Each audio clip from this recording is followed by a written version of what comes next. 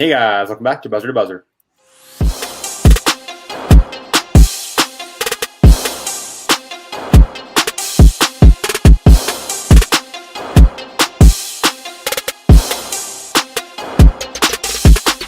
Alrighty guys, so today we're going to be talking about the NBA, taking a look at the landscapes which are unfolding in the East and Western conferences. Now guys, I think it's safe to say that the East and the West have been shaping up a tad bit differently than what we initially predicted way at the beginning of the season in our Eastern and Western conference predictions, which will be linked in the description below. But today guys, a couple of months have passed and a solid halfway we have passed of the season, and the East and West are looking much more different. And let's start off by talking about the East. Currently number one, guys, we got the Nets, then 76ers, then the Bucks, with notable teams like the Heat and the Celtics taking the 6th and 7th seed. Let's get started off by talking about, is this what we initially predicted? Why is this going on? And why aren't we seeing teams like the Heat and Celtics higher up? Well, the first three teams, right? The Nets, Sixers, and Milwaukee Bucks, they've set themselves apart from the rest of the conference, right? The difference between the 4th seed Charlotte Hornets and the 8th seed New York Knicks is 2 games, I think. And so that is going to fluctuate greatly throughout the rest of the season. Don't forget the 9 and 10 spots. They're not that far out, with the Indiana Pacers only 1 game behind the Knicks, and the Bulls actually 2.5 games behind. So, those 9 and 10 play-in spots, those are still going to be valuable for when coming to the playoffs. I think the East is sort of up for grabs, but we all know that one of those top 3 teams, Bucks, Sixers, or Nets, are going to win that conference. So far for the East, I feel like obviously the season is still going on, and I think for the most part, every team that I thought would be in the contention for making the playoffs is here. There's really no shockers.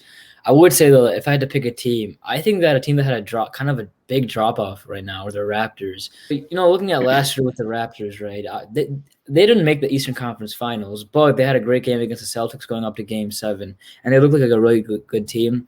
Something's changing a bit. We were talking earlier about this.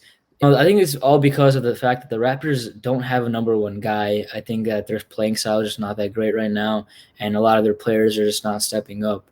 But I think obviously they do still have time, but I think the Raptors are a bit disappointing this year, but we'll see what happens next.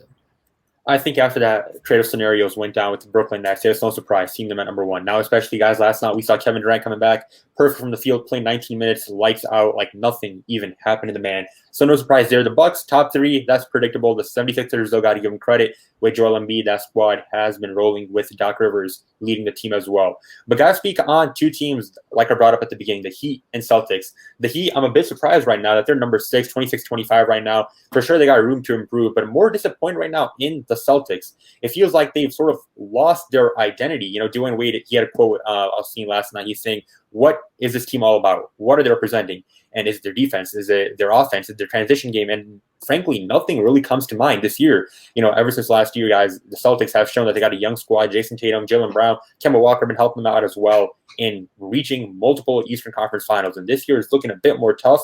It's in a weird position. Brad Stevens has to lead this team back out of this hole. And I think that they can get their act together as this last, 30 to 40% of the season's left. Ryan, I agree with the Celtics point, but with Miami Heat, I still think this is a smoke screen. I mean, they had one of the worst starts. They had Jimmy Butler, Bam Adebayo's dealing with injuries. That team was not at its full potential at the beginning of the season, and they're still facing the effects for that. And, that's not signs of a complete team, but it's also not signs of them not being a complete team. And when the playoffs roll around, you should not be surprised if this team's at the 5 or 4, 6 seed because they didn't have those wins at the beginning of the season and is upsetting a 2 or 3 seed or even a 4 seed. So don't be surprised if this Heat team makes it to the second round or even the conference finals. I also do want to talk about another team that I thought was a bit surprising. I said that there wasn't a lot of surprises, but I think there's one team. I think if you look at the Atlanta Hawks, right, they're 5th in the East right now, and last year they didn't even make the playoffs. I think Trae Young, as a 3rd year in the league, he's doing amazing right now. He's really carrying that team, carrying that offense right now, putting up a lot of points every single night, every single game. And I know the East isn't as competitive as the West, but I still think being the 5th seed in front of the Heat, in front of the Celtics, that's a great achievement that they've had this season. And I'm kind of rooting for the Hawks. I think they're an underdog in the playoffs. Well, one thing for certain in the East, Harsh, we saw last year what the Heat did, being the underdogs, and wouldn't be surprised if something like that can happen again this year. Alrighty, guys, and now let's move on towards the Western Conference, where, guys, I think we can all agree much, much more different things are occurring. Guys, I think none of us would have had at the beginning of the season us saying the number one seed throughout this period of time would be the Utah Jazz, and right behind them would be the Phoenix Suns. Guys, we saw in the bubble last year, the Phoenix Suns 8-0. They barely just got knocked out of the playoffs from making it. But this year, man, CP3, Devin Booker, they clearly have other plans. The number 2 seed. Now, obviously, there are other things to consider with the Clippers. They are the 3rd seed. The Nuggets, the 4th seed. The Lakers, without LeBron James and Anthony Davis, the 5th seed, as they keep on tumbling. And the Trailblazers at 6th. Let's talk about the first 2 seeds, guys. I think a lot of excitement about our thoughts. The Jazz and Suns right now are, I think, you can say, the 2 of the best teams in the league right now. Obviously, because I think the West is more competitive than the East, so top 2 seeds in the West, you can say, are better than the top 2 seeds in the East. But, they recently had a matchup, too, in which the Suns beat the Jazz, and it was a great performance by both teams. I think it just shows. I think if there's one thing that you can take away from the Suns season so far, I think it's Chris Paul's impact on a team. I think there's one thing that's notable looking at the Suns this year. It's Chris Paul's impact. I feel like looking at last year, before Chris Paul joined the team, the Suns made that crazy run before the bubble, trying to squeeze their way into the playoffs. Fortunately, it didn't work for them. But this year, they don't have to make any of those runs. They're showing from the get-go. They were showing from the get-go. They're a great team. They're a completely different team with Chris Paul. His impact is absolutely insane as a point guard. He's kind of one of those floor generals who does everything well. And the Suns are a great team right now. And I think they're, when people are looking at the best teams on the West right now, it's usually the Jazz, Lakers, Clippers, right? But I think the Suns are a team you want to look out for. And I think teams should be scared of the Suns for sure. No doubt the Suns are a great team, but what worries me is interior defending. I know you have DeAndre Ayton, and I know they just beat the Jazz last night, but the way they're playing defensively on the inside and in the paint against teams, that's not something you can hold up in a 7-game series. Sure, you can pick up 1 or 2 games, but against the likes of Nikola Jokic, Anthony Davis, Kawhi Leonard, and Paul George, all these big – Rudy Gobert, not to mention. And now with the addition of, I think, Aaron Gordon obviously joining the Nuggets, I think interior defending is going to be a big focal point for this Phoenix Suns team. And I think if they fail to make a deep run this year, I think that's what they need to address. One thing for certain, if you told me last year that when the Lakers won the chip, that next year for a majority of the season, I'm going to see the Jazz at number 1 in the West, I would call you a liar 10 out of 10 times. But man, oh man, Donovan Mitchell, Rudy Gobert, got to give them credit where credit's due. But the Jazz, as an overall team, they're shooting the most amount of 3-pointers in the league. And believe it or not, they're also making the most amount of 3-pointers in the league. I believe it's 17 some threes in per game, blowing the Houston Rockets record of 15 NBA record beforehand. It's a phenomenal thing. Looking at the Suns, like you said, Chris Paul, man, he's proving, like some other notable players, that age is just a number. The way he's managing that team, helping that team with that veteran experience, he's for sure bolstering his value in the coming seasons.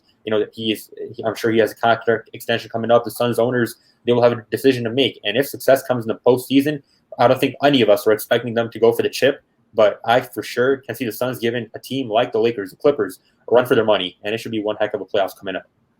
There's one more important thing to add about Utah Jazz.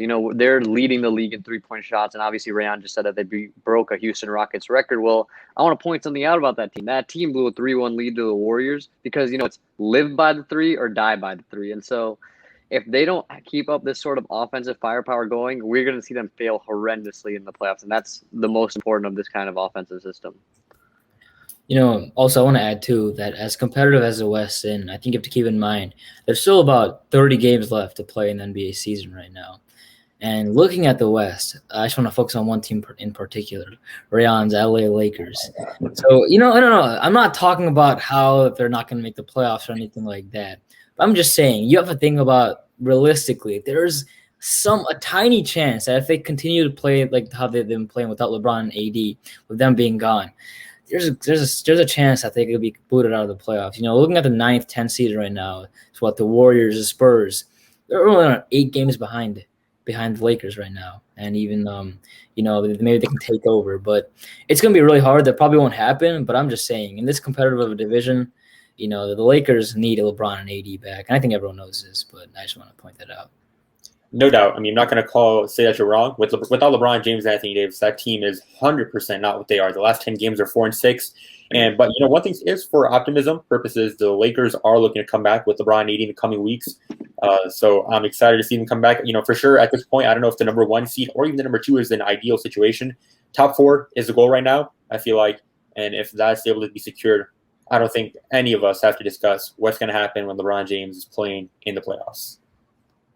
Alrighty, guys. Well, those are our thoughts on the NBA landscape in the Eastern and Western Conference changing. As always, guys, be sure to like button, subscribe, and comment down below. What are your thoughts? There's some surprising seeds occurring in the East and the West. As always, drop what you guys got to say in the below. Guys, take care. Catch you guys on the next one. See you